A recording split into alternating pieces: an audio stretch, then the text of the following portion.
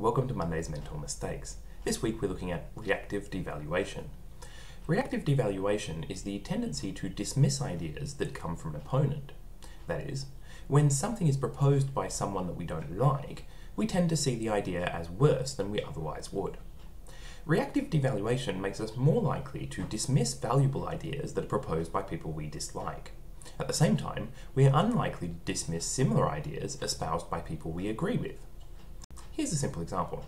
Suppose that I told you that the government was planning on introducing legislation to improve animal welfare standards.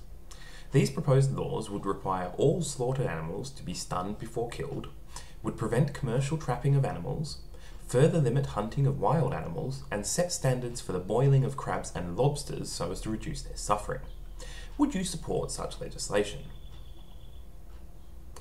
Now, suppose I told you that all of these ideas were actually advanced by Nazi Germany in the 1930s. Would that change how you felt about these laws? If it would, then congratulations, you suffer from reactive devaluation, like the rest of us. Many of us would find ourselves feeling less supportive towards an idea if it had originally been advanced by Nazi Germany, and this is partially due to reactive devaluation.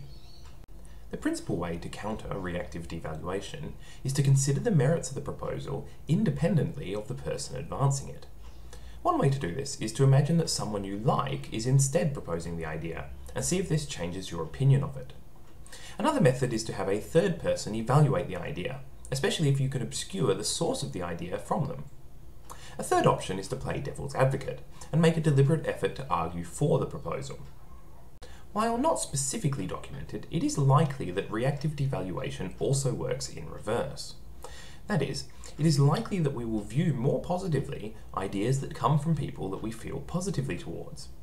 This means that to examine an idea critically, we may well need to play devil's advocate and argue against it, or have an independent third party give their assessment. Reactive devaluation particularly occurs during negotiations, when the parties are somewhat hostile towards each other. In this situation, a proposal that would be acceptable coming from a neutral source may well be dismissed if proposed by the other side. This is one reason that reducing hostility, or the involvement of neutral mediators, can lead to better outcomes. In conclusion, reactive devaluation is the tendency to dismiss ideas that come from an opponent. Until next week, may your mental mistakes be minor.